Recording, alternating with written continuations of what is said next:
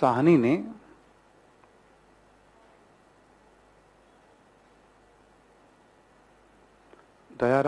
ने उत्खनन की शुरुआत की।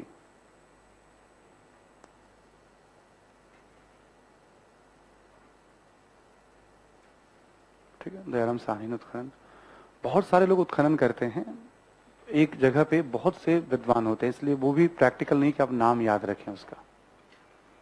ठीक है, जैसे धौलावीरा अभी न्यूज में आया था यूनेस्को के कारण, तो करंट वाली मैगजीन में सब मिल जाएगा आपको कौन कौन लोगों ने वहां उत्खनन किया है, वो एक अलग बात हो गई।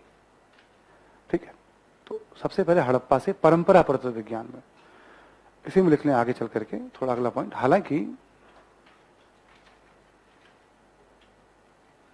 इसका एक लोकप्रिय नाम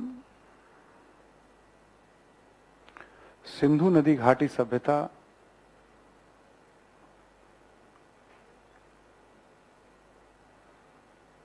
या सैंधव सभ्यता भी है।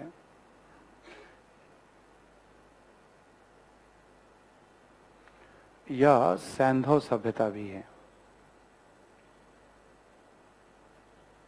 हमेशा ध्यान रखिएगा, क्योंकि इनके पास लोहे का ज्ञान नहीं था, तो नदी घाटी से दूर नहीं जा सकते थे पानी के लिए, भी इनकी सीमा थी। मैदानी इलाकों में तो थे ये, बट नदी घाटी में ही थे, नदी के आसपास वाले इलाके में थे। समझ में आ रही बात सभी को? अब नदी के किनारे क्या होता है, आप थोड़ा बहुत एफर्ट लगाओगे लकड़ी से भी, तांबा कांसा से भी, तो आप पानी निकाल दोगे आपको वहां से। तो जो इनका शहरीकरण है वो नदियों के नजदीक ही है। कुआं वगैरह के साक्ष्य तो मिलते हैं यहां से हमें, बट वो सब नदियों के नजदीक है, पक्की ईंट के कुएं बने हुए हैं। ठीक है, बट वो सब नदियों के नजदीक दूर नहीं जा सकते आप, तो मजबूरी नदी के किनारे। आप नदी के किनारे रहने के फायदे भी हैं, नुकसान भी हैं। परिवहन पे नदी पे ज्यादा निर्भर हैं आप। ठीक है, बाढ़ वगैरह जब आएगा तो उसका नुकसान भी है। ठीक है, तो वो इसकी सीमा भी हो गई है ना। तो नामकरण हो गया पहला आपका। अब लिखे काल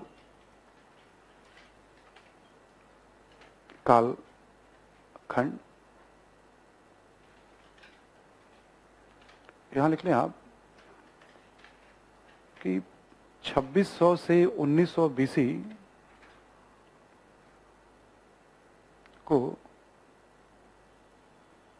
हड़प्पा के परिपक्व अवस्था या शहरी अवस्था का चरण माना जाता है।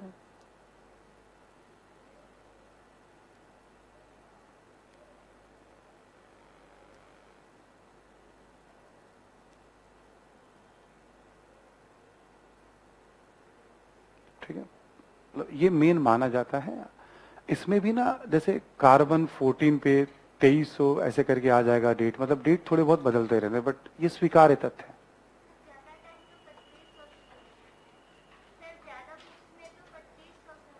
कोई बात नहीं, जैसे किन किन किताबों में?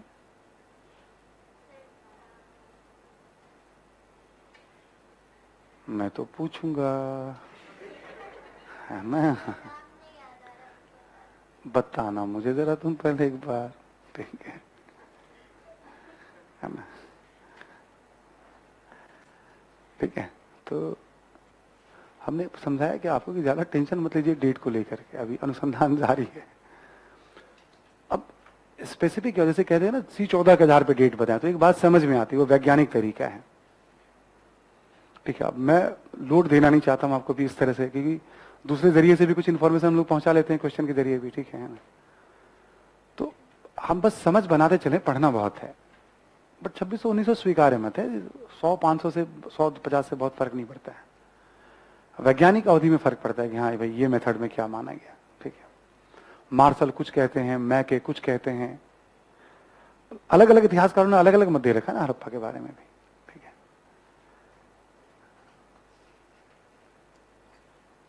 वैसे इतिहास बैकग्राउंड है क्या आपका भी? गुड।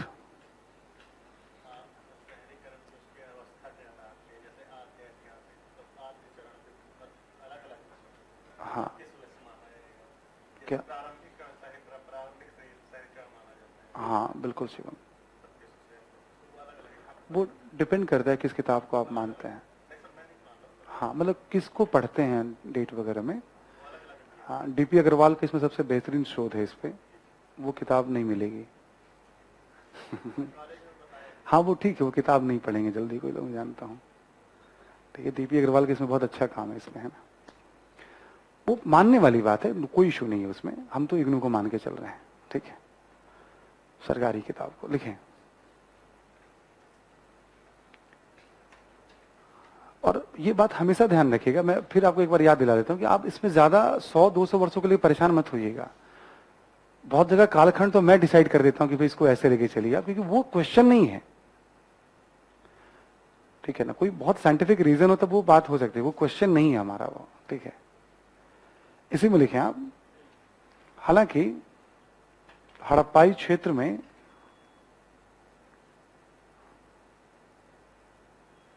हड़प्पाई क्षेत्र में 3500 से 2600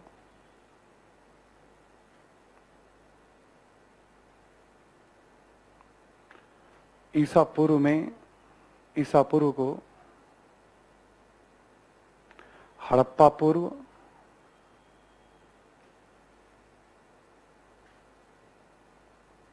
ताम्रपाषाणिक संस्कृति, हड़प्पा पूर्व ताम्रपाषाणिक ग्रामीण संस्कृति,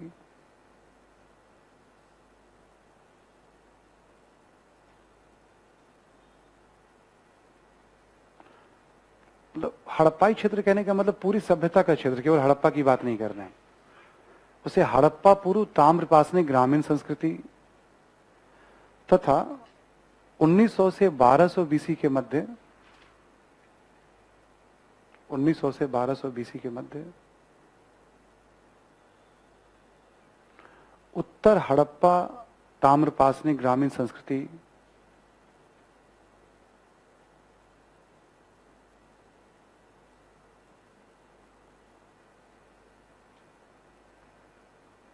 उत्तर हड़प्पा ताम्रपाषाणिक ग्रामीण संस्कृति के रूप में भी इसे जाना जाता है।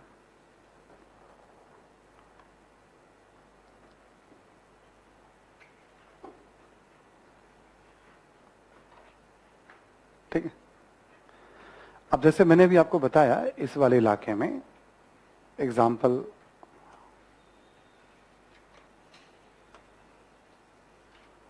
ठीक है, एक पूरा इलाका जैसे हम अभी लें एक बार के लिए, है ना। मान लो जैसे ये जो इलाका है हमारा एग्जाम्पल के तौर पे, ये कुछ यहाँ का भी इलाका है, और मोटे तौर पे मान लिया कि हमने ये हड़प्पा का इलाका है। ठीक है, तो इस वाले इलाके में, पूरे इलाके की हम बात कर रहे हैं, जिसमें हम कुछ राजस्थान का इलाका आ गया, गुजरात का इलाका है ना, कुछ वैसे यूपी का भी इलाका है इसमें, है ना, मैं बताऊंगा अभी। तो हमने कहा 2600 से 1900 बीसी शहरी चरण के तौर पे। हमने कहा इसी क्षेत्र में 2600 के पहले भी ग्रामीण संस्कृतियों के अस्तित्व मिलते हैं, ताम्रपाषाणिक ग्रामीण संस्कृतियां, तांबे का प्रयोग करने वाले लोग। और इसी क्षेत्र में जब सभ्यता का पतन होता है तो आसपास के इलाकों में बड़ी संख्या में हमें ग्रामीण संस्कृति, उसको 1900 से 1200 ईस्वी हड़प्पोत्तर अवस्था, उप सिंधु, उत्तर हड़प्पा, उसे बहुत सारे नामों से जाना जाता है, पोस्ट हड़प्पा, ताम्रपाषाण में भी बताऊंगा। यानी इस पूरे क्षेत्र को हड़प्पाई अंचल या हड़प्पाई क्षेत्र, ठीक है, इस पूरे क्षेत्र को हड़प्पाई अंचल या हड़प्पाई क्षेत्र, क्लियर सभी को ना। तो हम बात कर रहे हैं इस समय हम एक थोड़ा सा कालखंड के बारे में भी, कि हम मोटे तौर पे 2600 से 1900 बीसी ये कालखंड है इसका। इसके पहले वो 2500 से भी आप 1900-1800 कह सकते हो उसे, थोड़ा 100-50 आगे पीछे होता रहता है। उससे पहले वहां पे एकाएक कोई शहरी सभ्यता भी नहीं होती है। हो सकता है उससे 100-200 साल पहले वहां धीरे धीरे एक शहरी संस्कृति इवॉल्व कर रही हो। तो जैसे जैसे अनुसंधान होता है ना, उसके छोटे छोटे वर्गीकरण होने शुरू हो जाते हैं। जैसे एक रहमान ढेरी करके इलाका है, 2600 से पहले वहां शहरीकरण के सारे साक्ष्य मिलने शुरू हो जाते हैं। रहमान ढेरी करके पाकिस्तान में एक जगह है, वहां 2600 से पहले ही, बहुत पहले शहरीकरण के साक्ष्य। ठीक है, तो ऐसे देखा जाता है। बट आप ये ध्यान रखिएगा, दूसरा हो गया कालखंड को लेकर के, यहाँ ये अवधि मानी गई है मोटे तौर पे। तीसरा लिखा भौगोलिक विस्तार के बारे में, इंपॉर्टेंट है बहुत ही।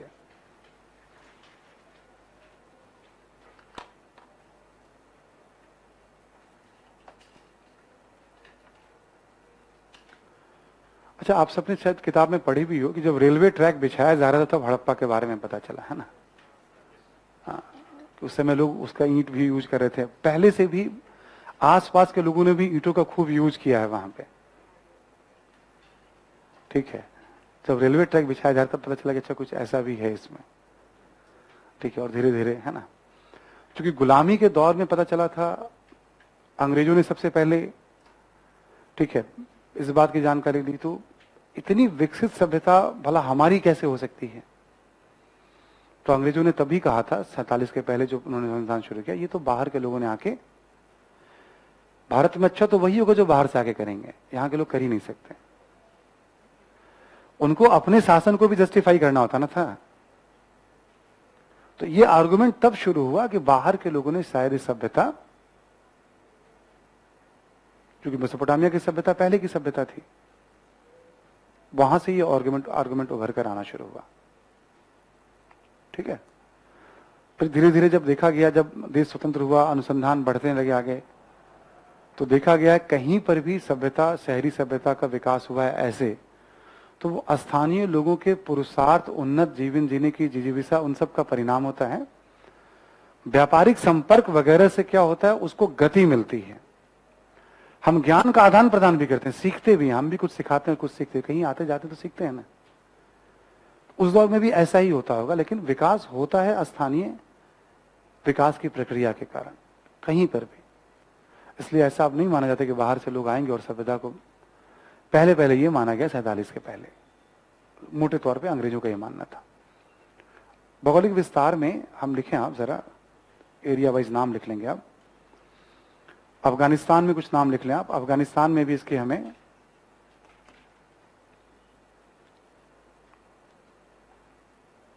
लिखें। आप एक जगह है शोर्तघोई,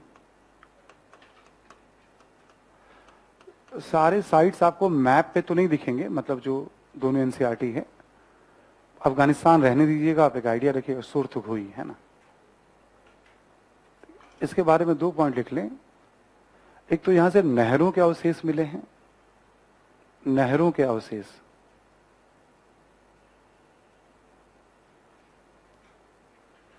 और एक बहुत कीमती पत्थर है, उसे लाजवर्द मणि कहा गया है,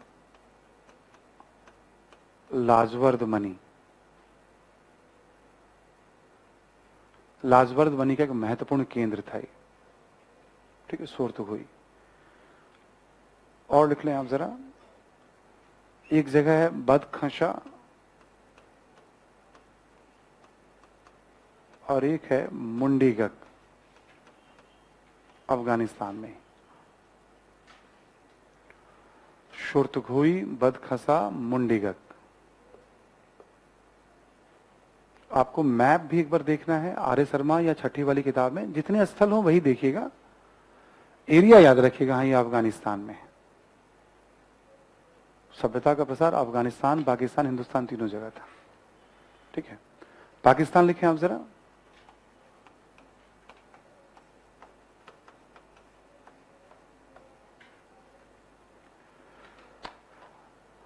पाकिस्तान में लिखें पश्चिमी पंजाब में हड़प्पा,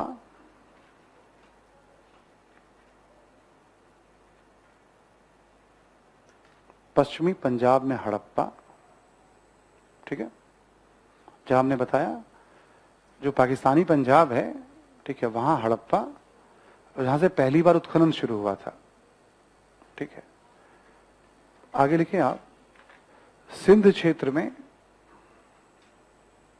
सिंध क्षेत्र में मोहनजोदड़ो, सिंध क्षेत्र में मोहनजोदड़ो, चान्हू दड़ो, चान्हू दड़ो, मोहनजोदड़ो, चान्हू दड़ो, सारे नाम किताब में हैं, इसलिए आप अमरी, अमरी कोट दीजी,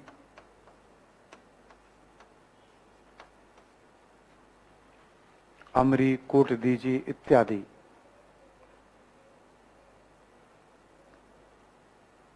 ठीक है, एक और लिख लो आप, पाकिस्तान में ही अगला पॉइंट लिखो। पाकिस्तान के दक्षिणी पाकिस्तान के मकरान तट पर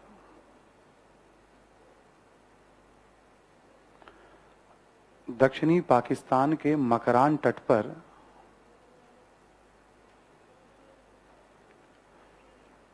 सुतका जंडोर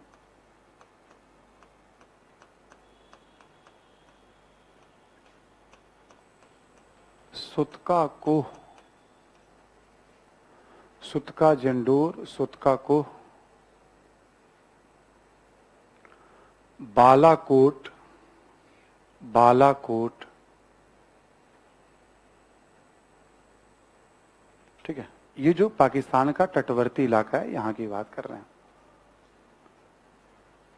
ठीक है, जो एरिया जो है आपका, ठीक है। ये हो गए पाकिस्तान के कुछ प्रमुख स्थल। अफगानिस्तान में भी मिले हैं हड़प्पा, 2600 से 1900 बीसी के स्थल हैं, ठीक है, एक जैसे फीचर वाले। पाकिस्तान के अलग अलग क्षेत्रों से भी हमें इसकी जानकारी हमें मिल रही है। भारत में लिखे अब आप, भारत में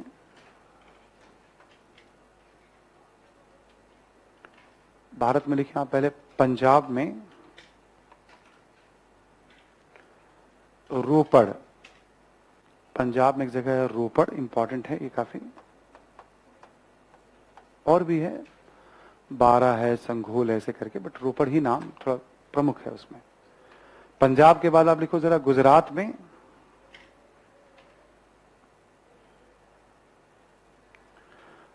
लिखो कच्छ क्षेत्र में, जो ऊपर वाला इलाका है ना, कच्छ क्षेत्र में सुरकोतदा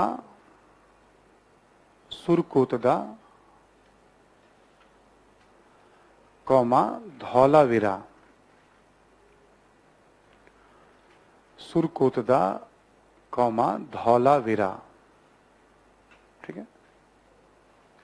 नीचे जो इलाका आपका जो एक और यू शेप का बनता है, कठियावाड़ क्षेत्र में लिखे आप, कठियावाड़ क्षेत्र में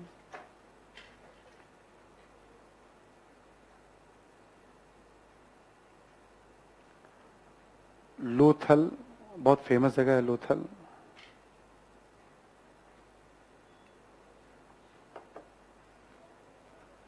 रंगपुर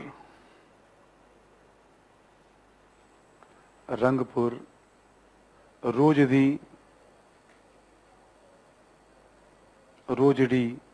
द है, रोजदी कॉमा देके लिखेंगे एक और, प्रभास पाटन, सोमनाथ वाला जो इलाका है,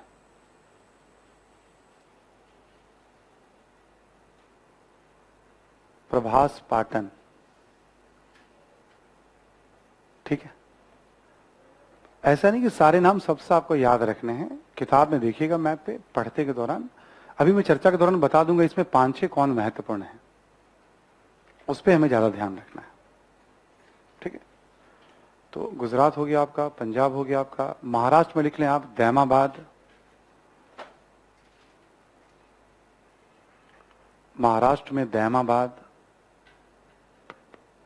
दैमाबाद,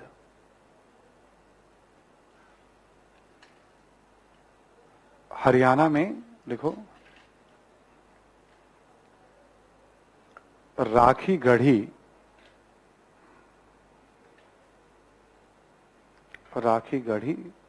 कौमा बनावली,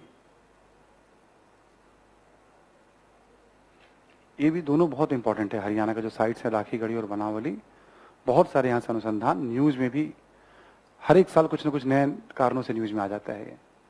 तो मैगजीन में लगभग 3 साल से तो हम लोग कवर करते हैं, कभी न कभी कुछ न कुछ राखी गढ़ी में एकदम से ब्लास्ट होगा कि भाई ये चीजें मिली हैं, वो करंट का हिस्सा होता है, ठीक है, उसे हम देखते भी हैं उस तरह से। राजस्थान में लिखो आप कालीबंगा, राजस्थान में लिखो कालीबंगा,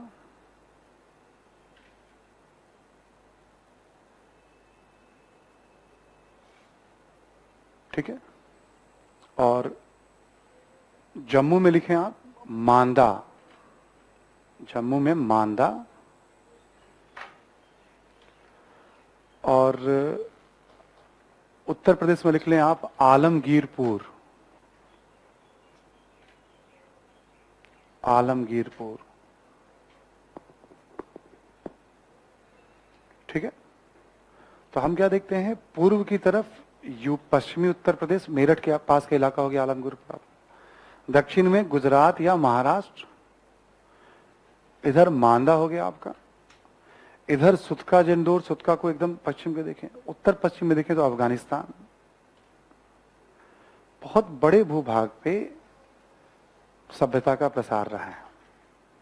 आर्य शर्मा लिखते हैं लगभग 2800 स्थलों की जानकारी मिल चुकी है हड़प्पा से जुड़े हुए, और उत्खनन भी 5% से कम पे ही हुआ है अभी तक। जिसमें कुछ बड़े शहर हैं, जिसमें अभी हमने बताया आपको, अभी बातचीत के क्रम में भी आपको लग जाएगा, जैसे हड़प्पा, मोहनजोदड़ो, लोथल, धौलावीरा, बनावली, राखीगढ़ी, कालीबंगा, ये 7-8 ही मोस्ट इंपॉर्टेंट हैं, जिसके इंफॉर्मेशन हमारे लिए बहुत उपयोगी होते हैं एग्जाम के पॉइंट ऑफ व्यू से, ठीक है। तो हमने क्या अगली बात करी, भौगोलिक विस्तार के बारे में। नामकरण हड़प्पा कहते हैं। कालखंड एक परिपक्व अवस्था, उससे पहले भी उस क्षेत्र में लोग रहते थे, गुजरात हरियाणा इस वाले इलाके में, उसके बाद भी लोग रहते थे, बट शहरी लक्षण दिखाई नहीं पड़ते हैं उसके बाद, ठीक है। ये बात इसमें ध्यान रखने वाली है। भौगोलिक विस्तार एक आइडिया मोटे तौर पे कि कहां कहां से हमें क्या मिल रहा है ना, ठीक है। आगे लिखें आप जरा, ठीक है। हड़प्पा सभ्यता के उदय के बारे में,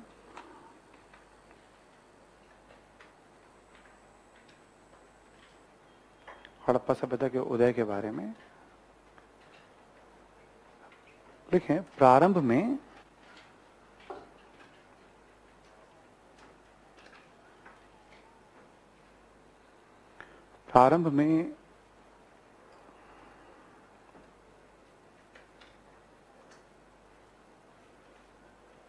देखें, प्रारंभ में यह धारणा प्रचलित थी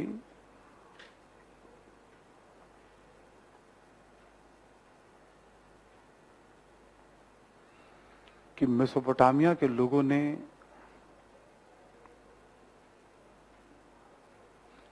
इस सभ्यता का विकास किया,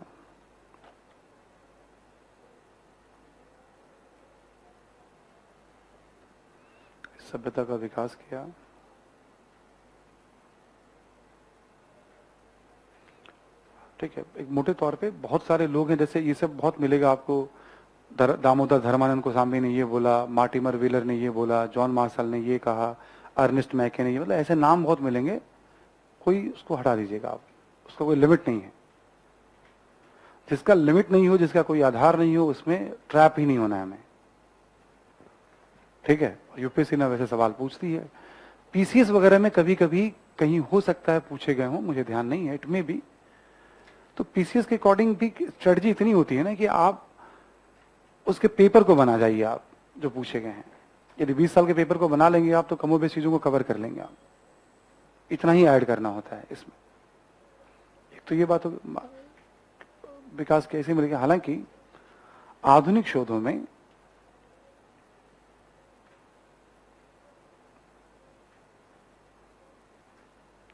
दोनों सभ्यताओं के बीच कई महत्वपूर्ण अंतर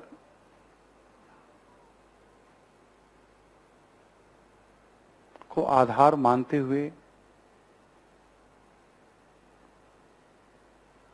इसे महत्व नहीं दिया जाता है।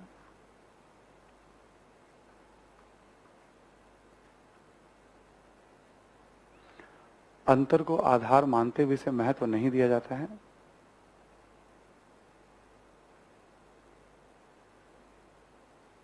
ठीक है, जैसे दोनों की लिपि में अंतर,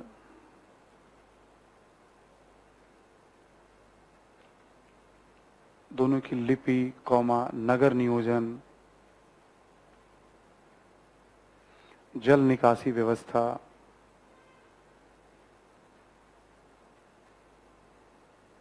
इत्यादि बहुत सारे अंतर हैं। जिनका मेंस होता है उनको थोड़ा ज्यादा से ज्यादा अंतर, छोटी छोटी बातें बतानी, जिनका पेपर है, जिनको नहीं है तो बस, क्योंकि ऑब्जेक्टिव के मकसद से मेंस में तो कभी आएगा ही नहीं है। ऑब्जेक्टिव के मकसद से कि भाई क्या मत दृष्टिकोण पता हो हमें, एक होता है ना टॉपिक पे पूरी समझ होनी चाहिए हमारी, वो वाली बात होती है ऑब्जेक्ट या सब्जेक्टिव में हमें जी इसमें। तो जैसे अब लिपि का ही अंतर, बहुत बड़ा अंतर हो जाता है अपने आप में। वहां से बेहतर टाउन प्लानिंग उन्होंने यहां पे क्यों किया? पक्की ईंटों का कोई तुलना ही नहीं, हमने ज्यादा यूज किया है।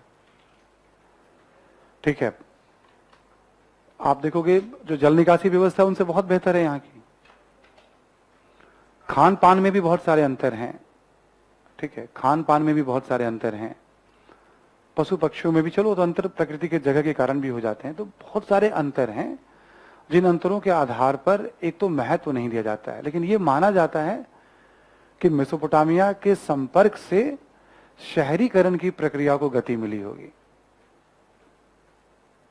ठीक है, ये माना जाता है। मतलब कहीं पे भी ना जब संपर्क करते हैं ना, हम आते जाते हैं, हम हमसे कोई सीखता है, हम उससे सीखते हैं, ऐसे करके आदान प्रदान होता रहता है। समझ वाली बात है, तो इसको एक्सेप्ट करना पड़ता है। आगे लिखें आप। साथ ही स्थानीय संस्कृतियों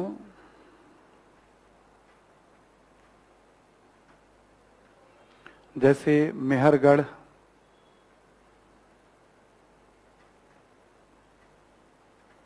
या बलूचिस्तान, मेहरगढ़ या बलूचिस्तान, कालीबंगा,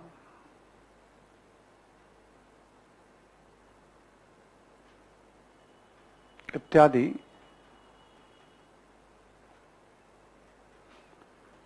से, या इत्यादि संस्कृतियों के विकास का परिणाम माना जाता है।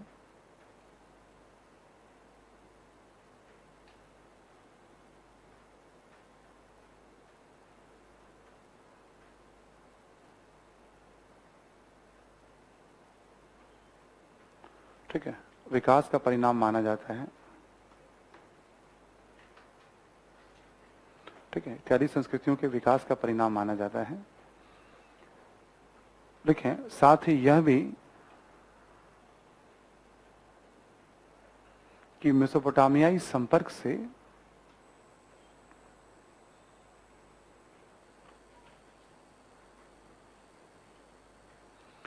शहरीकरण की प्रक्रिया को गति मिली होगी। मेसोपोटामियाई संपर्क से शहरीकरण की प्रक्रिया को गति मिली होगी।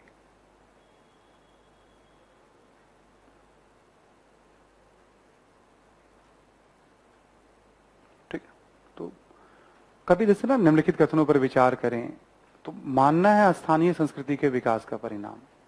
यदि कोई स्टेटमेंट ऐसा आ जाए तो उसको यस करना, ये स्वीकार्य मत है, इसमें विवाद नहीं है। ठीक है, अब चूंकि देखो दो बात है, एक तो है कि हड़प्पा की लिपि ही पढ़ी नहीं गई है, उसकी बात कर लेंगे हम समाज के दौरान, है ना। तो हम दावे से कैसे कह सकते हैं कि उस समय की राजनीति कैसी रही होगी? उत्खनन भी बहुत कम हुआ है, लेकिन साक्ष्यों के आधार पर यह अनुमान लगाया जाता है कि कोई ना कोई केंद्रीकृत व्यवस्था रही होगी। जैसे एक ही जैसा टाउन प्लानिंग है बहुत जगहों पे, अंतर भी है लेकिन एकरूपता बहुत है।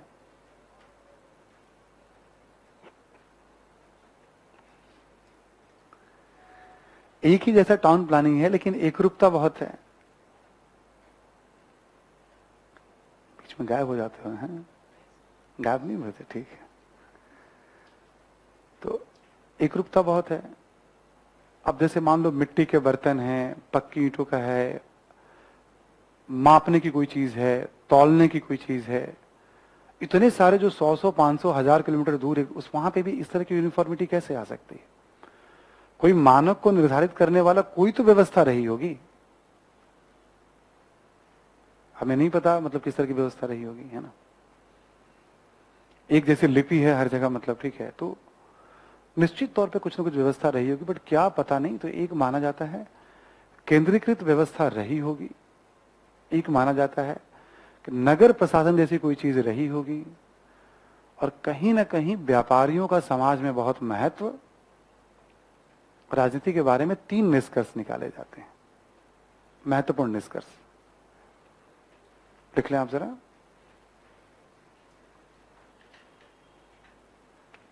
राजनीति संबंधी निष्कर्ष,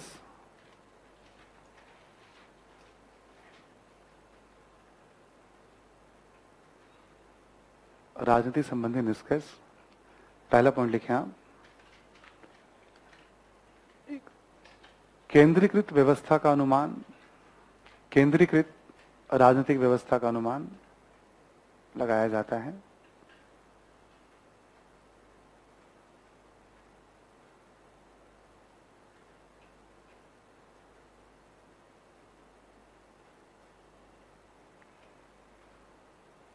ठीक है, केंद्रीकृत व्यवस्था का अनुमान लगाया जाता है। असल में क्या है, यहाँ पे ना कुछ खास किस्म की आवाज आती रहती है यहाँ पे, है ना। पानी का शायद ऊपर से पानी गिरता हो, एसी वगैरह का, तो मुझे लगता है वो है। हाँ, तुम भी वहीं बैठते हो। पता है क्यों मैं ये बात कह रहा हूँ? देखो गुड़िया को भी हमने देखा, कल वहां बैठी तो वो भाग के वहां चली गई है। अच्छा, लेट हो गए थे तुम। देखो कभी कभी अनुमान गलत हो जाते हैं।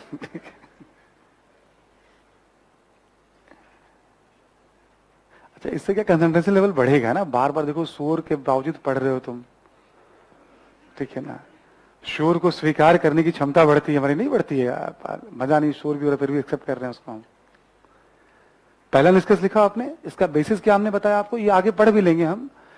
एक जैसे शहरों की प्लानिंग, पक्की ईंटों का, नालियों की व्यवस्था, अनाज संग्रह की व्यवस्था, माप तौल की व्यवस्था, बर्तन, मनके, मुहर, इन एकरूपता के आधार पर अनुमान लगाया जाता है। एक दूसरा पॉइंट लेकिन निष्कर्ष में ही, नगर प्रशासन के अस्तित्व का अनुमान भी, नगर प्रशासन के अस्तित्व का अनुमान भी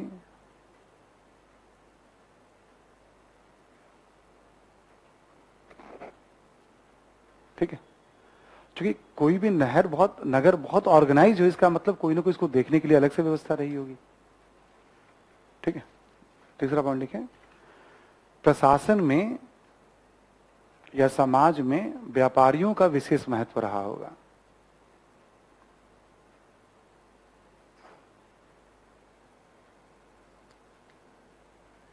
प्रशासन में या समाज में व्यापारियों का विशेष महत्व रहा होगा। ठीक है, जैसे 1000 किलोमीटर के डिस्टेंस पे भी एक जैसी वस्तुएं मिल रही हैं, तो कोई रेगुलेट करता होगा, कोई ले आता ले जाता होगा। बाकी लोकतंत्र था कि राजतंत्र था कि सैन्य तंत्र था, कौन सा तंत्र था पता नहीं, कौन सी राजधानी थी, कुछ भी दावे से हम नहीं कह सकते, इसलिए उसमें जाना ही नहीं है। क्लियर सभी को? तो हम लोगों ने अभी चर्चा हड़प्पा की शुरुआत में कुछ सामान्य बातें हड़प्पा के बारे में, एक तो कालखंड से संबंधित अंडरस्टैंडिंग दी आपको, ठीक है, और दूसरा हमने अभी जो बताया आपको, एक तो नामकरण, कालखंड, भौगोलिक विस्तार, उदय और राजनीति। ठीक है, अब हम लोग इसके बाद अर्थव्यवस्था, समाज, कला, धर्म और पतन की बात करेंगे, लेकिन ब्रेक के बाद। साफ। तो हम लोग फिर एक बार बात करते हैं हड़प्पा के ऊपर, है ना। और अभी चर्चा हुई, जो सामान्य जानकारी थी हड़प्पा के बारे में वो बताया कुछ मैंने आपको। अब हम लोग बात करेंगे हड़प्पन इकोनॉमी के बारे में, सोसाइटी के बारे में। अभी पूरी एंशिएंट हिस्ट्री में और मेडिवल हिस्ट्री में हमें इकोनॉमी और सोसाइटी दोनों पढ़ना है, अलग अलग टॉपिक में भी, हर काल की अर्थव्यवस्था के बारे में जानकारी। जब भी हम अर्थव्यवस्था की बात करते हैं तो कुछ महत्वपूर्ण बातों का ध्यान रखते हैं, ये मेंस में लिखना भी पड़ सकता है आपको, ठीक है। इसलिए एक स्ट्रक्चर छोटा सा है इकोनॉमी के बारे में। पहले अर्थव्यवस्था पे आप कृषि की बात हमें करनी है। शुरू में तो पशुपालन की भी बात थोड़ी बहुत होगी, बट आगे चल करके इसकी बहुत ज्यादा बात नहीं होनी, कृषि पशुपालन की। तो हम कहें ना हड़प्पाई अर्थव्यवस्था, तो हम उसमें कृषि के बारे में कुछ बताएं, पशुपालन के बारे में बताएं, है ना, ऐसे हम लेकर चलें। शिल्पों की बात होगी, अलग अलग क्राफ्ट की। हड़प्पा जाना भी जाता है, इसके लिए बहुत इंपॉर्टेंट भी है ये, जब हम शिल्प की चर्चा करेंगे हम, ठीक है। और इसी में हम व्यापार की भी बात करेंगे, व्यापार के साथ ही परिवहन की बात हो जाएगी, सिक्कों की बात करेंगे हम, क्वाइंस या विनिमय, और शहर, और शहर की भी बात होगी। ठीक है। कृषि, पशुपालन, ठीक है, शिल्प, व्यापार, परिवहन, ये व्यापार और परिवहन की बात कर रहे हैं हम, सिक्कों के बारे में या एक्सचेंज के बारे में, और शहर के बारे में कुछ भी जानकारी हो तो हम पढ़ते हैं। जैसे ना हड़प्पन इकोनॉमी आपको कभी लिखने के लिए कहा जाए, इन पे ही 2-2 4-4 लाइन आपको लिखने पड़ेंगे। मौर्य काल आपने नहीं पढ़ा, कहा जाए मौर्यकालीन अर्थव्यवस्था, तब भी आप इन्हीं बिंदुओं पे आपको बात करनी है। ठीक है। ऐसे ना 8-10 स्ट्रक्चर पूरे बनेंगे, जैसे चित्रकला का बताया मैंने भी आपको, अब इकोनॉमी का। ये स्ट्रक्चर मेंस के लिए बहुत यूजफुल है। कभी साहित्य का बताऊंगा मैं आपको। समझ में आ रही बात सभी को ना? स्ट्रक्चर को संभाल के रखना है। इंफॉर्मेशन तो थोड़े आते जाते रहते हैं, कभी बढ़ जाएंगे कभी घट जाएंगे। ठीक है। स्ट्रक्चर ध्यान रहने से आप तुरंत फ्रेम कर पाओगे अपने आंसर को। अब 1 बाय 1 एग्जाम्पल लेना शुरू करते हैं हम इसका। ठीक है। देखिए आपसे ना कृषि के बारे में,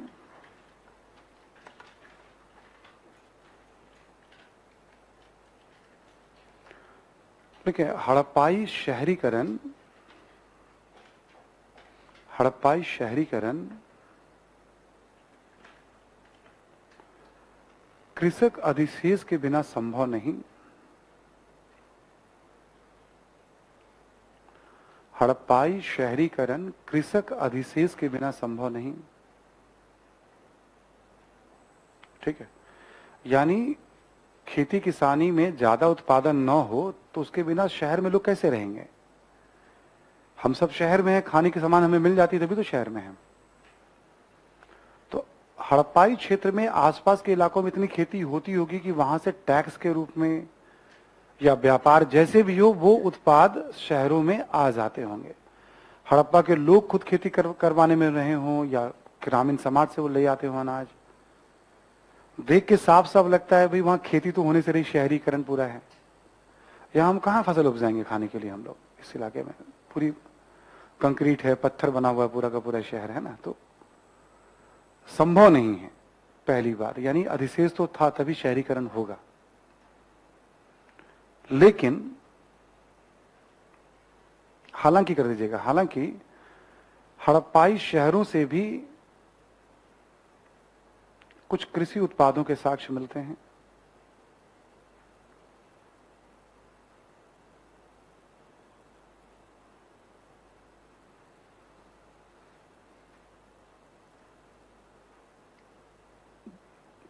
कृषि उत्पादों के साक्ष्य मिलते हैं, जैसे हड़प्पा से गेहूं,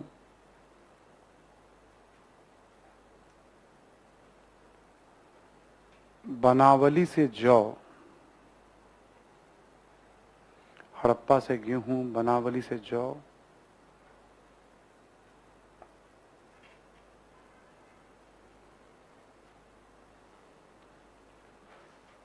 तथा लोथल से चावल।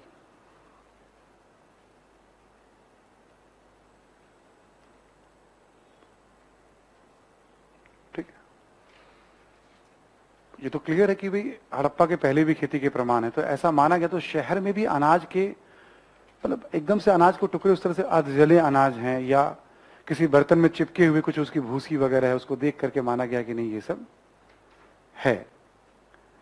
इसी में लिखे कि देखो एक बात और कि जैसे हल फाल वगैरह की बात करें हम, तो शहरों में तो मिलने से रहा, तो ग्रामीण क्षेत्रों में मिलेगा। ग्रामीण चीजें वैसे ही नष्ट हो जाती हैं। फिर भी मिट्टी के बने हुए हल फाल इत्यादि की जानकारी हमें मिल रही है। लिख लें आप जरा अगला पॉइंट। देखिए बनावली, बनावली हरियाणा में हो गया आपका। और एक जगह है जिसका नाम लिखा नहीं था हमने, पाकिस्तान में है, चोलिस्तान। चोलिस्तान, चोलिस्तान। देखो बनावली एवं चोलिस्तान से मिट्टी के हल के साक्ष्य मिलते हैं। मिट्टी के हल के साक्ष्य मिलते हैं।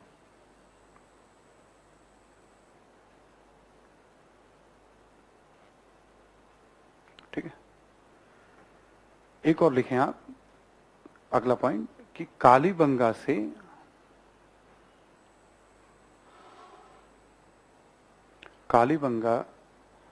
कालीबंगा के हड़प्पा पूर्व चरण कर दीजिएगा। हड़प्पा पूर्व चरण से,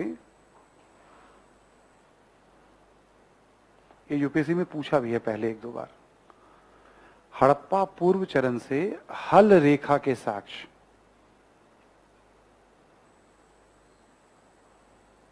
हड़प्पा पूर्व चरण से हल रेखा के साक्ष्य, ठीक है। जो हल रेखा होती है उसके भी एविडेंस मिल रहे हैं। कैसे सुरक्षित रह गया होगा मैं बता नहीं पाऊंगा इसको भाई, बट यूपीएससी पूछ भी चुकी है इसको। क्या करते हैं, जैसे यूपीएससी में पहले कुछ सवाल पूछे गए, एक तरफ 4 शहरों के नाम होंगे और दूसरी तरफ उसको मिलाने के लिए कुछ कुछ इंफॉर्मेशन, जैसे मिट्टी के हल, इधर एक शहर का नाम होगा, ऐसे करके उसको मैच करिए आप। ये क्वेश्चन आ चुका है। इन सब से पता चलता है शहरों से भी कि खेती का ज्ञान तो काफी विकसित रहा ही होगा उस समय। एक और पॉइंट लिखो आप,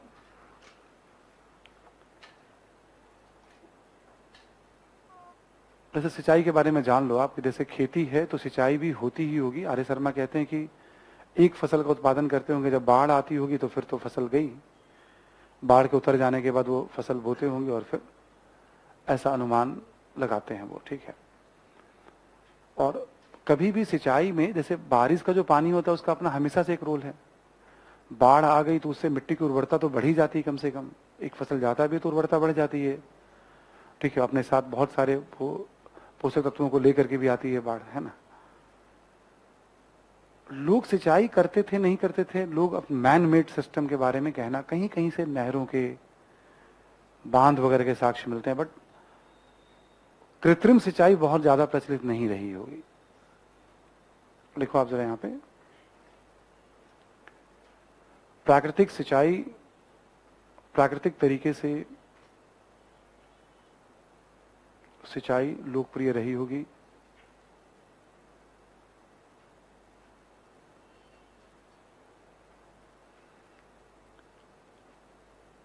हालांकि धौलावीरा में विकसित जल प्रबंधन की जानकारी मिलती है।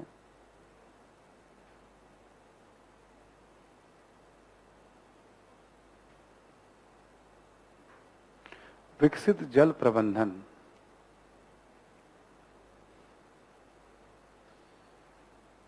एक मतलब धौलावीरा में क्या जलाशय बहुत मिला है, पत्थरों का बना हुआ है पानी को स्टोर करने के लिए, है ना। तो जैसे मान लो शहर के अंदर है तो वो ज्ञान यहां से 50 किलोमीटर दूर भी जा सकता है, कहीं खेती होती होगी तो। पर ग्रामीण क्षेत्रों के एविडेंस तो मिलने से रहे हमें, ठीक है, दूर भी जा सकता है। तो विकसित जल प्रबंधन, इसी में लिखें, कुछ एक शहरों से नहरों एवं बांधों के भी साक्ष्य। नहरों, जैसे हमने बताया सुरथुघुई थोड़ी देर पहले, कुछ एक शहरों से नहर एवं बांधों के भी साक्ष्य,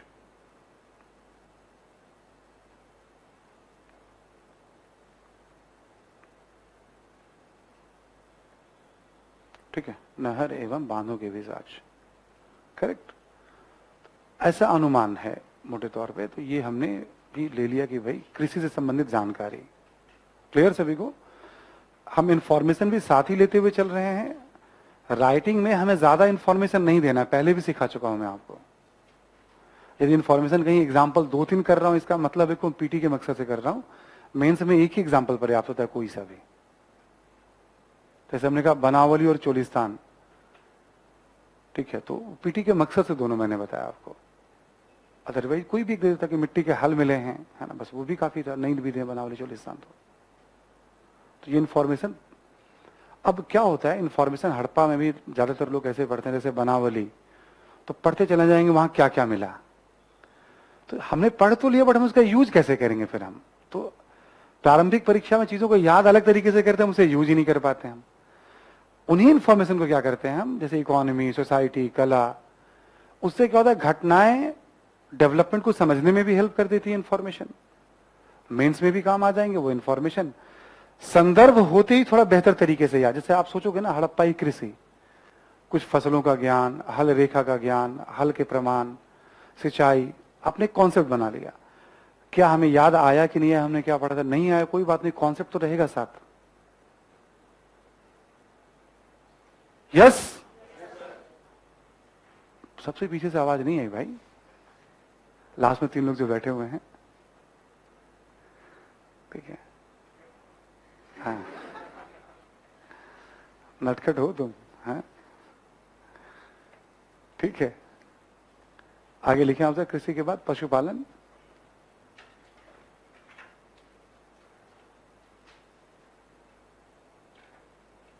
ऐसे लिख ले आप, कुत्ता बिल्ली थोड़ा बहुत लिख लीजिए, आप क्या करिएगा, है ना।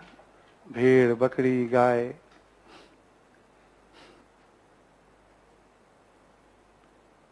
भेड़ बकरी गाय इत्यादि पालतू पशुओं की जानकारी।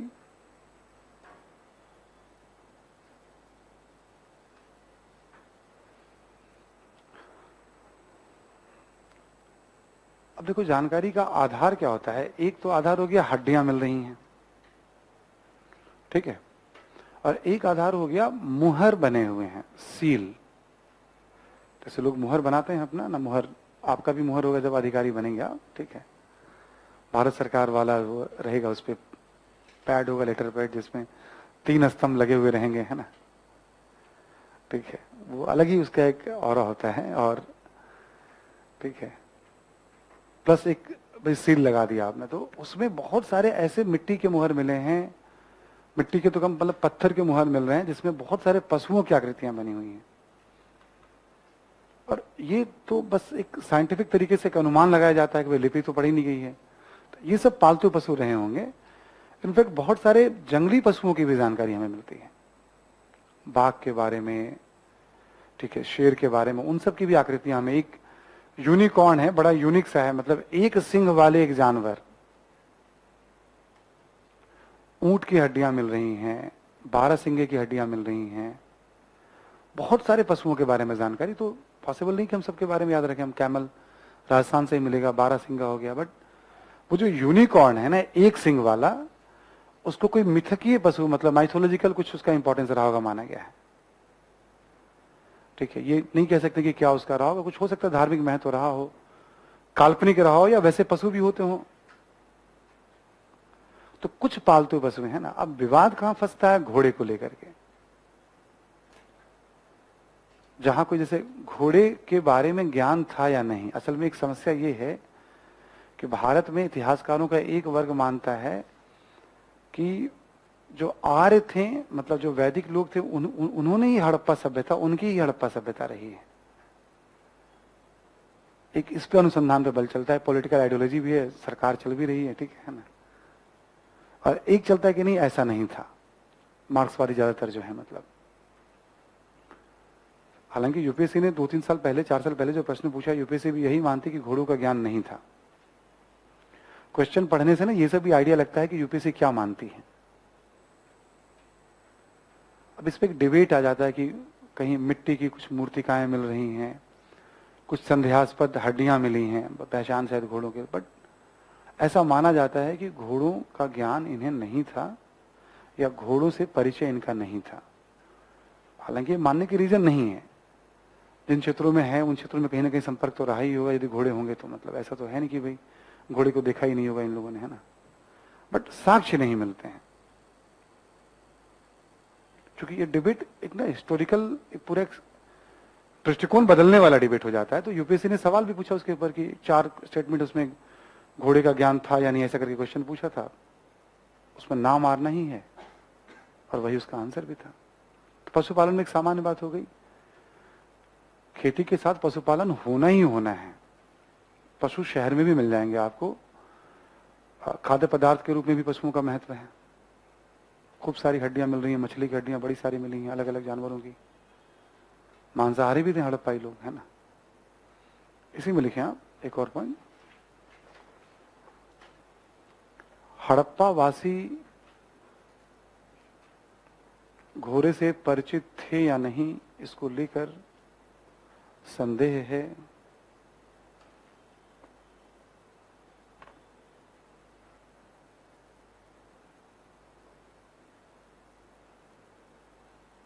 इसको लेकर संदेह है। ठीक है, देखें लोथल से एक मिट्टी की मूर्तिका मिली है।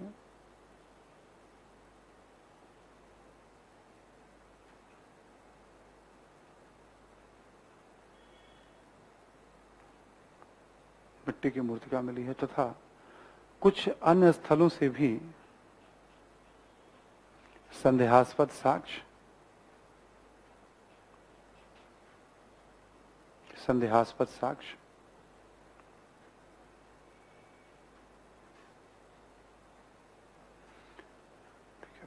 इसे में लिख लें आप। ऐसा माना जाता है कि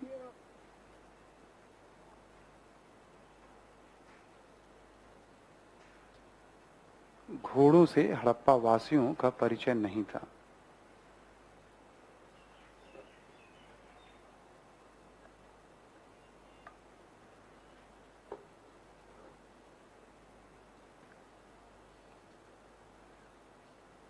ठीक है, परिचय नहीं था। इसके बाद लिखें शिल्प।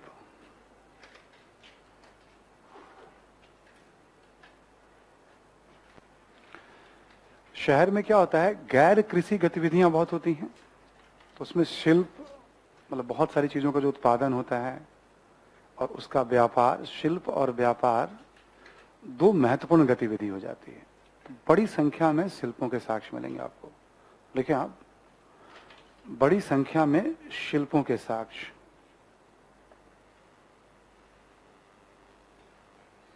और पॉइंट मिलकर चलिएगा आप।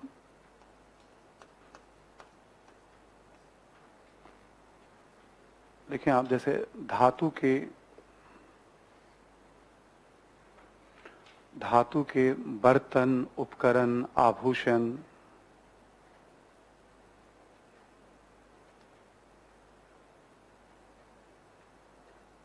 ठीक है, धातु के बर्तन, उपकरण, आभूषण इत्यादि कर दीजिए आप। यहां नोट करके लिख लें आप। सोना, चांदी, तांबा, कांसा,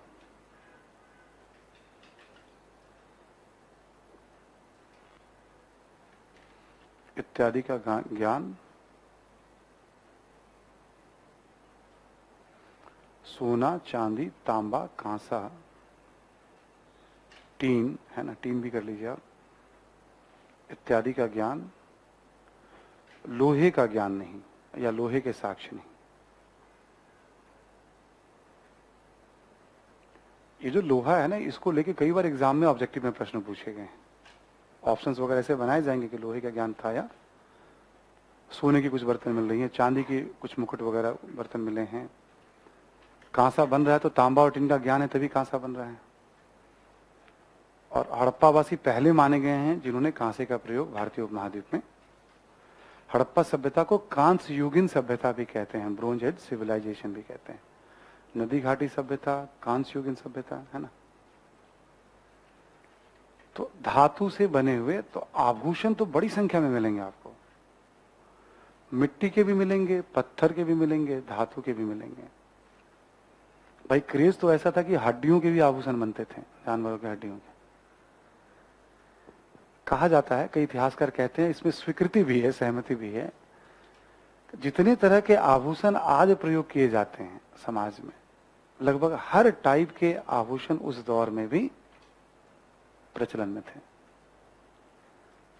ठीक है, यहां तक कि चानुदुरों से लिपस्टिक जैसे भी एविडेंसेस मिल रहे हैं। चानुदुरों से उसके भी एविडेंसेस की बात की, भाई काजल के एविडेंसेस, मतलब तमाम तरह की चीजों के एविडेंसेस मिल रहे हैं। तो धातु हो गया आपका एक, शिल्प हो गया आपका दूसरा। लिखें आप,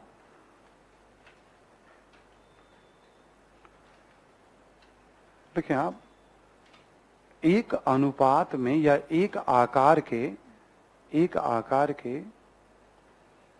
पक्की ईंटों का निर्माण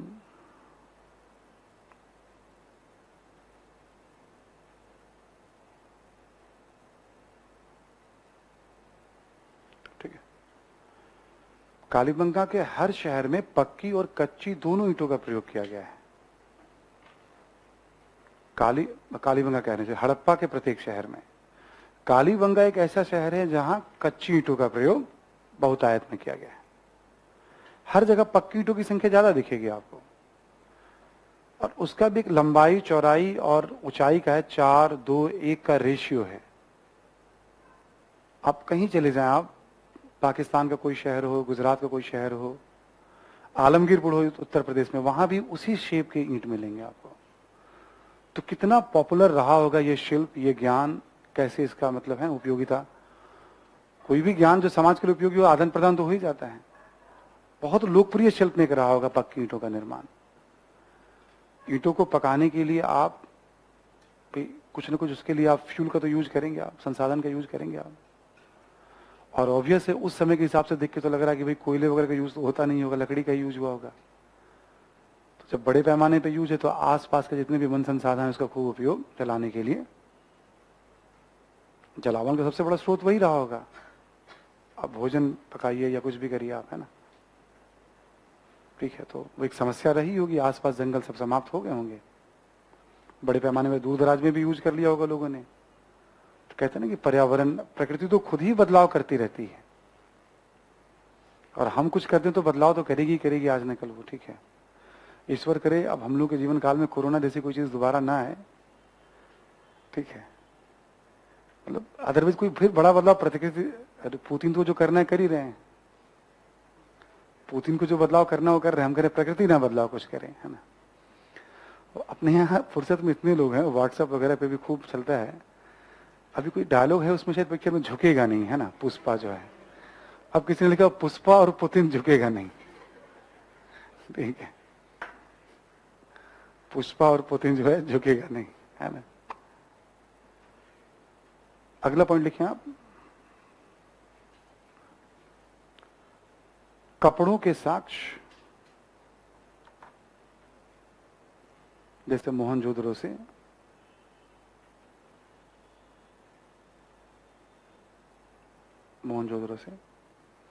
इसी में लिखें आप, पत्थर की एक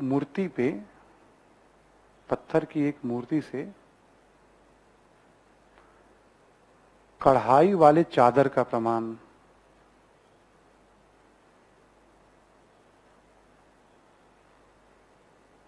कढ़ाई वाले चादर, फूल वगैरह बने हुए, उसमें 3 पत्तियां बनी हुई हैं बेसिकली, ठीक है। वो मूर्ति आपको मिल जाएगी, किताब में तस्वीर है उसके, है ना। मोहनजोदड़ो से कुछ इसका टुकड़ा वगैरह भी, छाप वगैरह मिल रहे हैं, है ना, और तकली वगैरह के भी प्रमाण मिल रहे हैं। तो ऐसा माना गया कि भाई ये भी एक महत्वपूर्ण शिल्प रहा होगा, मेहरगढ़ से जोड़कर देखा जाता है। तो तीसरा हो गया। चौथे नंबर पे लिखें आप, हाथी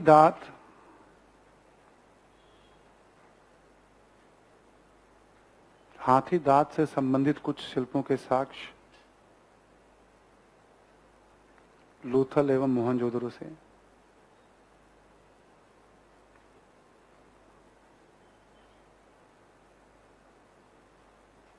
लोथल एवं मोहनजोदड़ो से जैसे कंघियां मिल रही हैं, मापने का कुछ कंघी मिल रही, जैसे हाथी दांत का, तो बहुत महंगा ही रहा होगा वो। कुछ हाथी दांत वगैरह की चीजें जो समाज के जो समृद्ध लोग होंगे वही यूज करते होंगे। आगे लिखें आप, बड़ी संख्या में मनके, बीड का प्रमाण, बड़ी संख्या में मनके का प्रमाण, सेलखड़ी, अधिकांशतः मनके सेलखड़ी पत्थर से निर्मित,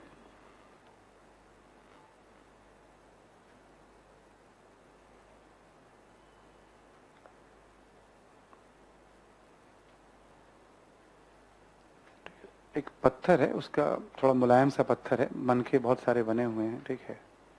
मतलब मनका एक तरह का, मान लो इसी कॉमा देकर लिख लो आप, संभवतः इसका निर्माण आभूषण एवं पशुओं के पहचान के लिए,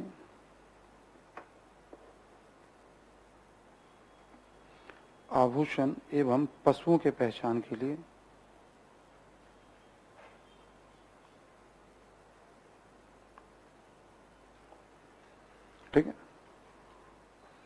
कॉमा देकर लिखो, लोथल एवं चान्हू दड़ों से, लोथल एवं चान्हू दड़ों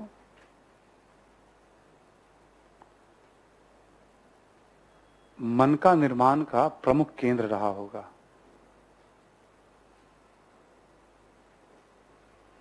लोथल एवं चान्हू दड़ों मन का निर्माण का प्रमुख केंद्र रहा होगा। ठीक है, मन का निर्माण का प्रमुख केंद्र रहा होगा। वहां से ना बड़ी संख्या में कुछ घरों से मनके के साक्ष्य मिल रहे हैं। गले में या हाथ वगैरह में पत्थरों के जो आभूषण चलते थे, कुछ ऐसे भी आभूषण हैं जिसमें मतलब बीच में एक होल सा बना हुआ जिसमें आप धागा डाल करके आप उसे पहन सकते हैं गले में। तो पशुओं के या इंसान को, ठीक है, मतलब ऐसा माना गया है। मनके के बाद लिखें, एक बहुत फेमस शिल्प रहा है मन का, ठीक है। एक लिखें आप मोहर, मोहरें।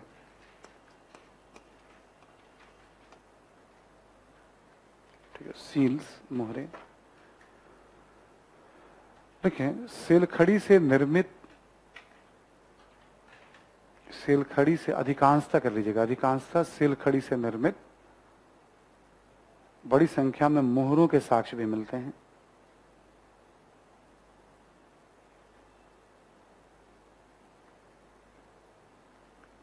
बड़ी संख्या में मोहरों के साक्ष्य भी मिलते हैं।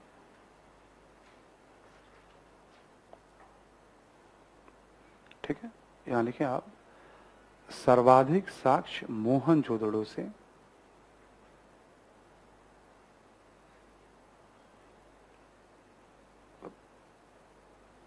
सबसे ज्यादा जो मोहरें मिलती हैं वो मोहनजोदड़ो से मिल रही है ना। ठीक है, मोहनजोदड़ो से। देखें, एक और पॉइंट कॉमा देखिए, मोहरों से हड़प्पाई लिपि,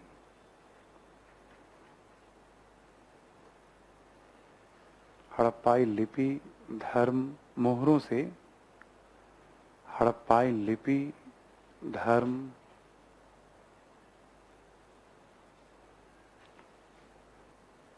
पशु पक्षी एवं कई अन्य पहलुओं की भी जानकारी मिलती है।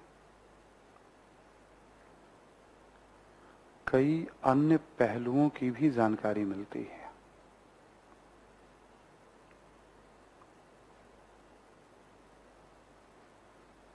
ठीक है, पहलुओं की भी जानकारी मिलती है। जैसे होता है ना, हड़प्पा के बारे में हम कैसे जानते हैं, तो भौतिक अवशेष से जानते हैं। उसमें एक अवशेष हो गया मोहर, बट मोहरों में इतनी सारी आकृतियां बनी हुई कि बहुत इंपॉर्टेंट सोर्स माना जाता है उसको। थोड़ा और आगे भी कुछ कुछ इसके जानकारी मिलेंगे आपको। मोहरों का उपयोग किया जाता होगा किसी वस्तु वगैरह की पहचान के लिए। मोहरें जो मिली है उसके बारे में माना जाता है वस्तुओं के पहचान में इसकी बड़ी भूमिका रहती होगी, या ब्रांडिंग वगैरह में रहती होगी, भाई ये इस ब्रांड की वस्तु है, ठीक है ना, जो पैकिंग वगैरह होकर जाता होगा। ठीक है, मोहर आपने लिख लिया, मन का आपने लिख लिया, दो इंपॉर्टेंट हो गए शिल्प में। एक लिख लिया बर्तन के बारे में भी।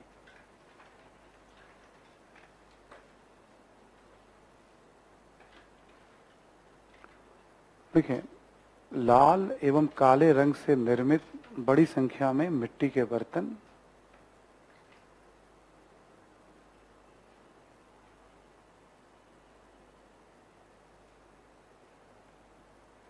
मिट्टी के बर्तन, बड़ी संख्या में मिट्टी के बर्तन।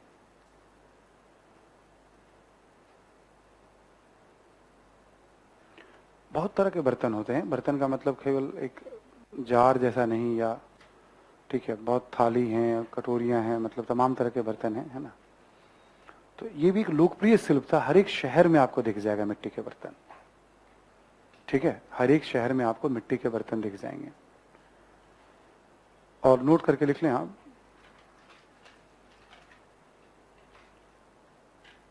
देखिए, पत्थर धातु, पत्थर धातु एवं मिट्टी से निर्मित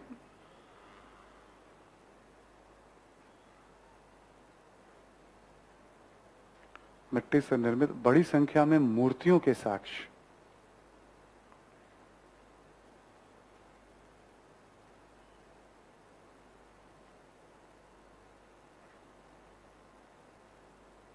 ठीक है, बड़ी संख्या में मूर्तियों के साक्ष्य। ये मैं मूर्ति कला में आपको बताऊंगा, बट शिल्प का भी एक हिस्सा होता है। अब जैसे मेंस हम राइटिंग करेंगे तो शिल्प अलग से तो पूछेगा नहीं, इकोनॉमी मान लो पूछा, इतना हमें नहीं बताना, हम एक बता देंगे इकट्ठे कि भाई बड़ी संख्या में शिल्प प्रचलित हैं, जैसे धातु के उपकरण, बर्तन, मिट्टी के बहुत सारे शिल्प हो गए, मूर्तियां, ईंटों का निर्माण, कपड़ों का निर्माण, मोहरे, मन के इत्यादि का निर्माण। बस बात खत्म। जो नॉर्मल इकोनॉमी पूछ रहा है तो एक आधा कोई प्रमाण हमने दे दिया कहीं पे। इतना बताने का मकसद ये है कि आप ऑब्जेक्टिव के मकसद से ही हम इसको आपको ये बाइफरकेट करके बता रहे हैं। आपको समझ में आ रही बात सभी को? ठीक है। अब अगला हिस्सा क्या है हमारा शिल्प के बाद? व्यापार, परिवहन। क्या? हाँ, मिट्टी, हाँ वही मिट्टी के बर्तन है। हाँ वही है, ठीक है। पॉटरी को ही, मतलब उसको आप अपनी भाषा में कह रहे हैं आपको हम। अभी थोड़ा जैसे मैं मिट्टी के बर्तन के बारे में कुछ और जानकारी दूंगा आपको जब थोड़ा हड़प्पाई चित्रकला की बात करूंगा। बहुत सारे चित्रों के भी साक्ष्य मिले हैं। एक चालाक लोमड़ी का भी चित्र मिला है। अब सोचिए कैसे पता चलेगा कि लोमड़ी चालाक ही रही होगी वो, ठीक है सवाल जब कोई कर दे तो, है ना। पंचतंत्र में कहानी है ना कि भाई कौवा जो है बहुत, ठीक है, तो एक पेड़ पे कौवा को बैठे हुए दिखा हुआ, मुंह में कुछ लिए हुए, नीचे एक लोमड़ी को उसकी तरफ। तभी तो कहा जाता है कि भाई जैसे पंचतंत्र की बहुत सारी कहानियां माना जाता है कि हजारों साल से हमारे समाज में प्रवाहित हो रही हैं, ठीक है। तो हड़प्पा में भी, वो भी लोथल से मिल रहा है 2000 2500, आज से 4500 साल पहले। हो सकता है हमने कहानियों को बाद में लिपिबद्ध किया किसी विष्णु शर्मा या किसी, पर वो कहानियां समाज में चलती रहती होंगी देश के अलग अलग हिस्सों में। मतलब जितनी अधिक से अधिक जानकारी, सटीक जानकारी मिलेगी ना, उतना ही अपने आप में एक आकर्षण का विषय होगा, ठीक है। तो कुछ फिर बात कर लेंगे आपसे हम। अब लिखो व्यापार के बारे में। लिखे आंतरिक एवं बाह्य व्यापार की जानकारी, आंतरिक एवं बाह्य व्यापार की जानकारी,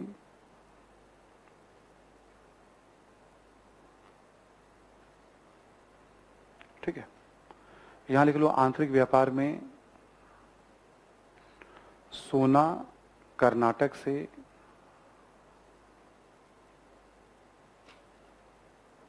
ठीक है, ऐसा संपर्क रहा होगा कि सोना कर्नाटक से, दूसरा कोई सोर्स है नहीं। कॉमा देकर लिखें आप। तांबा राजस्थान के खेतड़ी खान,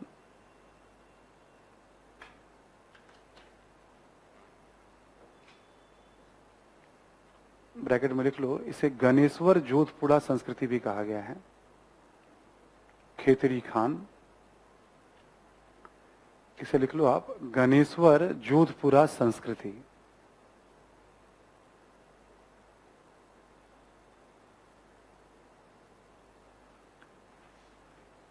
कुछ कुछ स्थल हो, जैसे गणेश्वर एक फेमस स्थल है, आर्य शर्मा अपने जगह उल्लेख करते हैं उसका, ठीक है।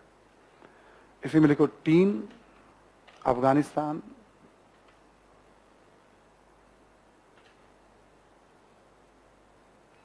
कीमती लकड़ी जम्मू,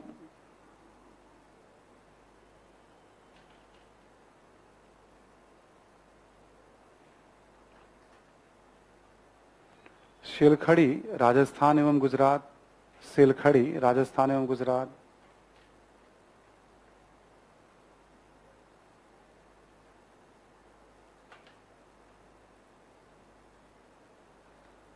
आपने लाजवर्द मनी पहले ही बता दिया, अफगानिस्तान से। तो आपस में भी ट्रेड करते होंगे ये, मतलब इन वस्तुओं का। देखो एक तो बहुत एस्टैब्लिश्ड है कि गांवों से शहर की तरफ व्यापार होता होगा अनाज का, किसान लेकर के आते होंगे, उसे बेचते होंगे, जो भी सिस्टम रहा होगा, उस पर तुम बात ही नहीं कर रहे, अंडरस्टैंडिंग है वो। ये सब वस्तुएं मिल रही हैं अलग अलग शहरों में, इसका मतलब यहां से बाकी जगहों पे उसे हड़प्पाई अंचल में आयात निर्यात होता था।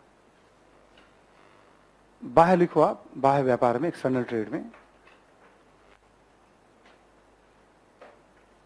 एक्सटर्नल ट्रेड में लिखो आप। देखिए, मेसोपोटामिया के अभिलेख से पता चलता है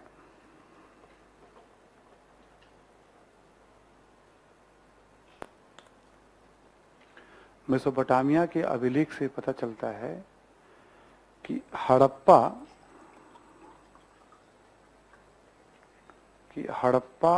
या मेलुहा, हड़प्पा के लिए उसमें मेलुहा वर्ड यूज किया गया है।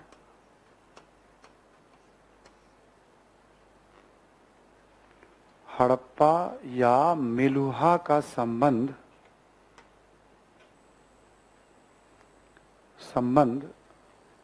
लिखेंगे आप दिलमुन। दिलमुन हो गया आपका बहरीन, दिलमुन, मगान, ओमान हो गया आपका,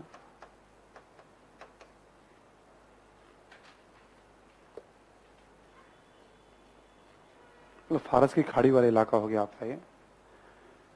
मेसोपोटामियाई अभिलेख से पता चलता है कि हड़प्पा का संबंध दिलमुन, मगान इत्यादि क्षेत्रों से भी था।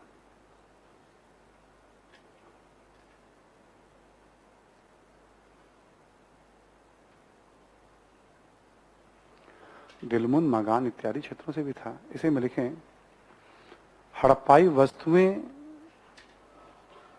इन क्षेत्रों में मिली है,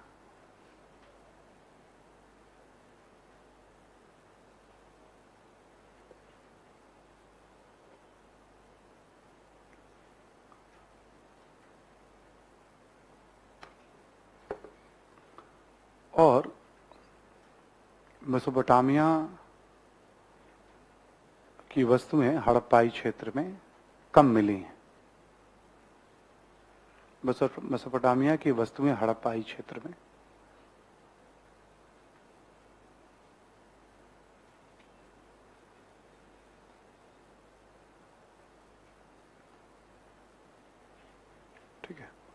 कम मिलती है, हड़प्पा की ज्यादा मिलती है, उनकी वस्तुएं कम मिलती है। शायद नष्ट हो गई होगी जो भी चीजें आती होंगी, है ना। पर व्यापार तो रहा था। ये वहां के अभिलेख को पढ़ा जा चुका है, उसमें क्लियर है कि हड़प्पा से किन किन चीजों को मंगाते थे, उन सबका उल्लेख है उसमें। ठीक है, तो ये हो गया व्यापार। अगला पॉइंट लिखें इसी में आप, स्थल एवं जल दोनों ही मार्गों से व्यापार।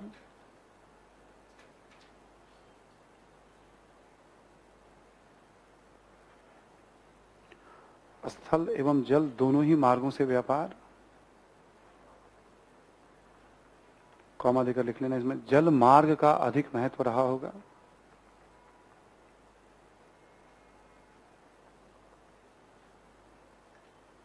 जल मार्ग का अधिक महत्व रहा होगा।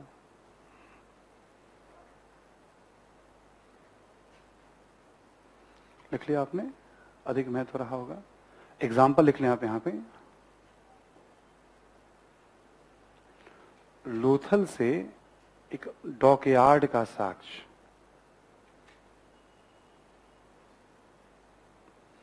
डॉकयार्ड, इसकी तस्वीर मिल जाएगी छठी वाली किताब में भी आपको, बहुत ठीक है। डॉकयार्ड का साक्ष्य मतलब वो जगह जहां नाव, बंदरगाह जैसा, जहां माल उतारे और चढ़ाए जाते होंगे। पक्की ईंटों का बना हुआ बहुत विशाल संरचना है ये। एक और लिखे आप कॉमा लेकर के, दैमाबाद से कांसे के रथ का साक्ष्य,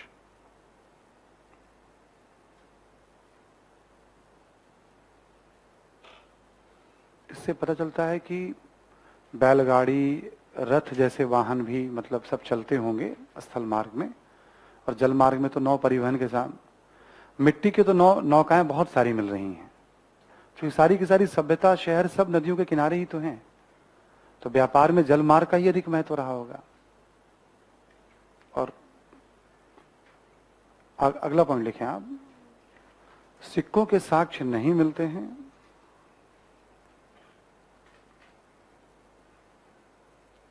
सिक्कों के साक्ष्य नहीं मिलते हैं। संभवतः वस्तु विनिमय प्रणाली प्रचलित रही होगी।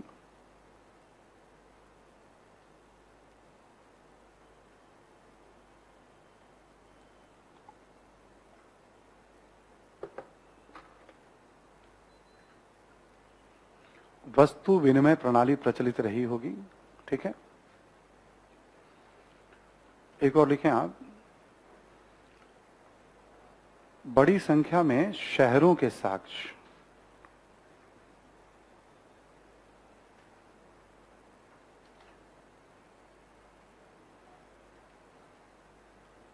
ठीक है, कॉमा लेकर लिखें, भारतीय उपमहाद्वीप में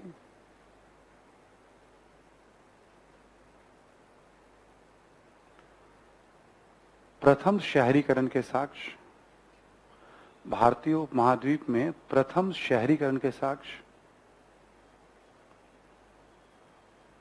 ठीक है, शहरीकरण के साक्ष्य।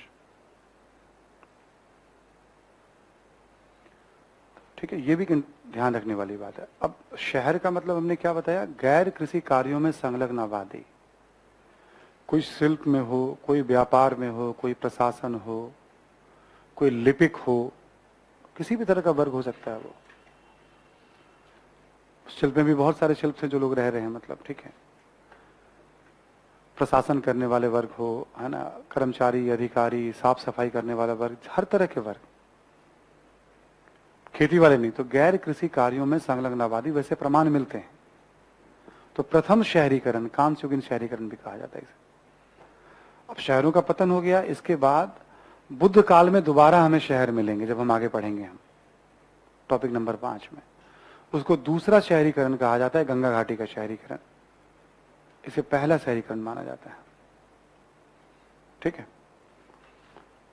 तो ये है हड़प्पाई इकोनॉमी से जुड़ी हुई कुछ बातें। क्या क्या देखा हमने, एक बार रिवीजन कर लिया हम लोग हड़प्पाई इकोनॉमी पे।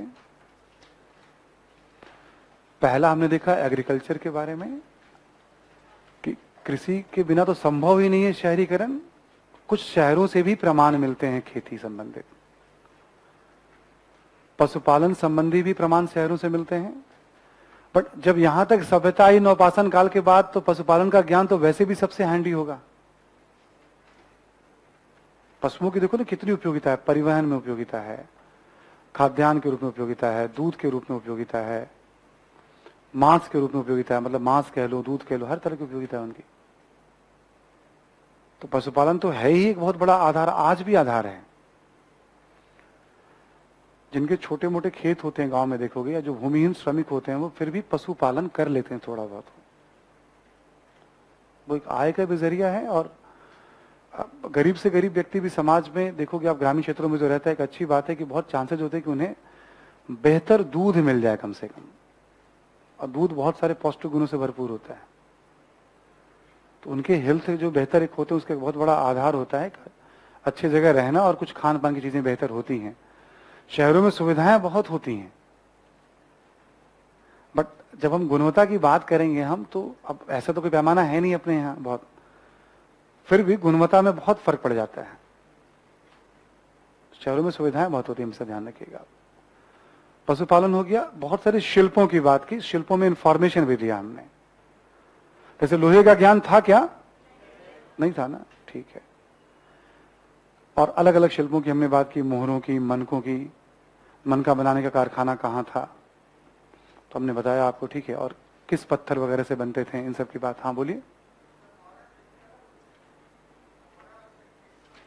अलग हो जाएंगे नहीं, आप जैसे आपके पॉकेट में पैसे सिक्के होंगे, और जब आप आईएएस बनेंगे तो आपके पास एक मुहर होगा जो आप उस पर स्टैंप करेंगे। आप मुहरों को पैसे के रूप में कैसे यूज करोगे तुम? अच्छा, उसकी बात करो, मैं सील की बात कर रहा हूं, इसलिए इंग्लिश में कह रहा हूं। जो मोहरे थे ना, वो मध्यकाल में वो वर्ड था, वो असरफियां, मोहरे, ठीक है। ये मैं सील की बात कर रहा हूं आपसे, मैं सील, ठीक है, उस सेंस में मैं कह रहा हूं आपको, इसलिए इंग्लिश वाला वर्ड भी यूज कर रहा हूं कि सुनने में कठिनाई ना हो किसी को, ठीक है। तो हम लोगों ने शिल्पों की बात करी, फिर आंतरिक और बाह्य व्यापार की बात की, ठीक है, परिवहन के बारे में। इसी में ना इंफॉर्मेशन बढ़ते चले जाते हैं, कहीं ना कहीं से, जैसे कहीं बैलगाड़ी के चक्कों का प्रमाण मिला है, कहीं इक्का गाड़ी का प्रमाण मिला, ऐसे करके ना इंफॉर्मेशन बढ़ते चले जाते हैं। संदर्भ यही होता है हमारा। ऐसे ही जो साक्ष्य मिलते हैं, उन साक्ष्यों के आधार पर सोसाइटी के बारे में भी एक अनुमान लगाया जाता है। हड़प्पाई समाज, पर जब हम समाज पढ़ते हैं किसी भी काल का, तो हम क्या क्या ध्यान रखते हैं उसमें? हम अलग अलग वर्गों के बारे में, वर्ण के बारे में, जाति के बारे में, भारतीय समाज की बात करें तो हम दास प्रथा के बारे में, छुआछूत के बारे में, ये सब सामाजिक जीवन की विशेषताएं रही हैं, कुरीतियां भी हैं, विशेषताएं भी कह लीजिए, अब समाज का पार्ट रहा है, हिस्सा रहा है। हड़प्पा में था या नहीं, वर्ग तो थे, भेदभाव भी रहा होगा, बट हम कह नहीं सकते किस रूप में रहा होगा। देखिए आप जरा समाज के बारे में, जैसे ये बताया आपको अर्थव्यवस्था के बारे में, वैसे समाज के बारे में कुछ पॉइंट लिख लें आप कि समाज में किन तत्वों को लेंगे आप। लिखें विभिन्न वर्गों, समाज में लिखें आप विभिन्न वर्गों, कौमा वर्ण व्यवस्था, वर्ण व्यवस्था, जाति व्यवस्था,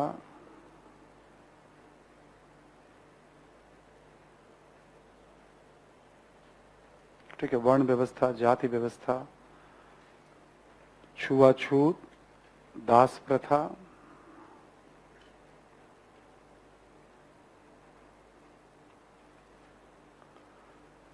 इसी में लिखें महिलाओं की दशा,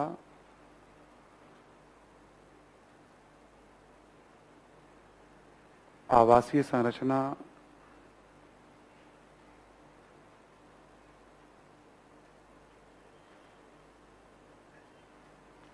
कौमा खान पान,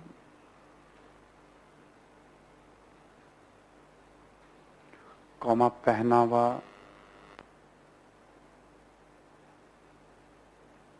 शिक्षा, धार्मिक विश्वास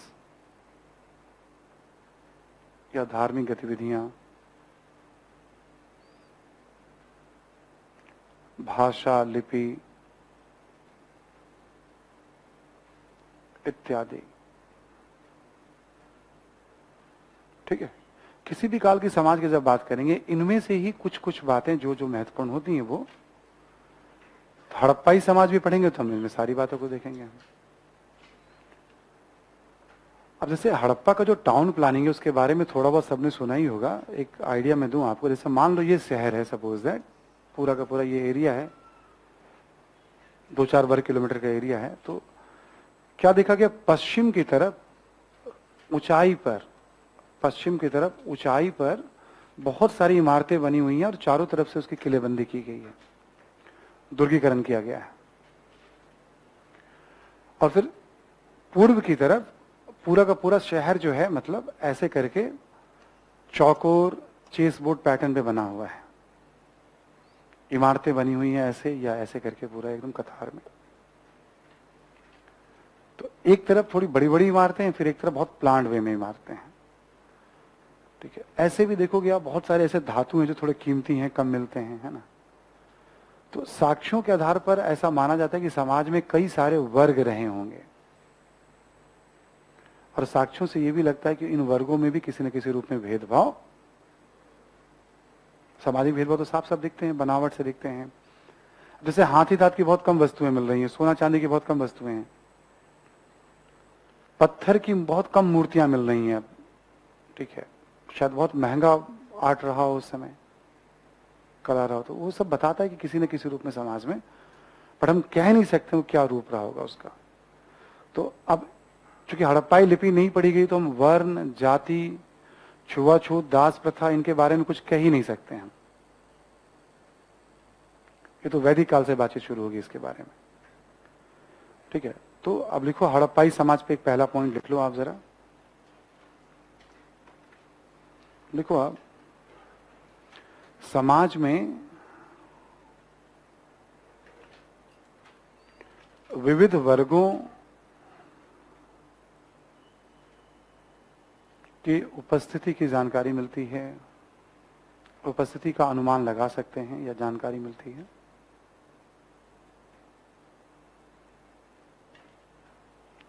जैसे जैसे शासक वर्ग,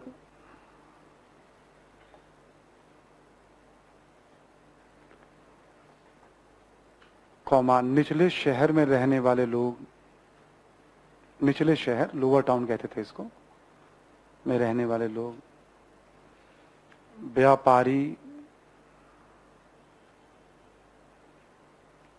शिल्पी,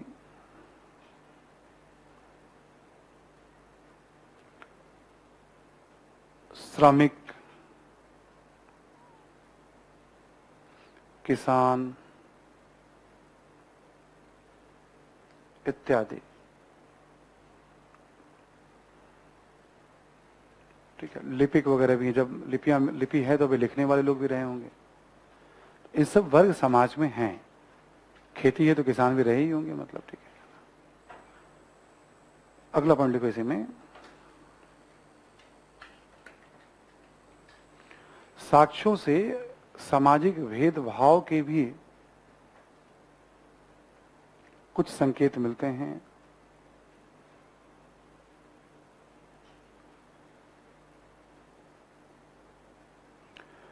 जैसे मकानों के बनावट के आधार पर शासक एवं शासित का भेद,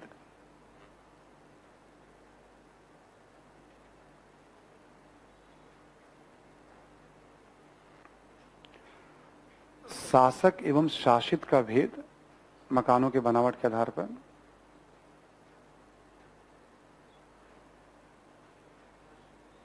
शासित, जिन पे शासन हो रहा है। एक तरफ बड़ी बड़ी इमारतें हैं, फिर छोटी छोटी मकान बने हुए हैं, मतलब, है ना। तो एक अंतर ऐसा रहा होगा, है ना। हड़प्पा में बहुत छोटे छोटे कमरे मिले हैं, जैसे झुग्गी झोपड़ी वगैरह होते हैं, जहां गरीब लोगों का, श्रमिकों का निवास। तो माना जाता है कि हड़प्पा से श्रमिकों के रहने वाली छोटी छोटी, मतलब, मकान भी मिल रहे हैं, है ना। इसी में लिख लें कॉमा लेकर के आप। देखिए, कीमती धातुओं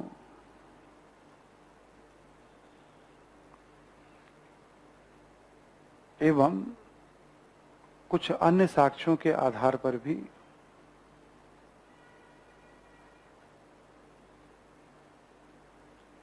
समाज में वर्गीय विभाजन का अनुमान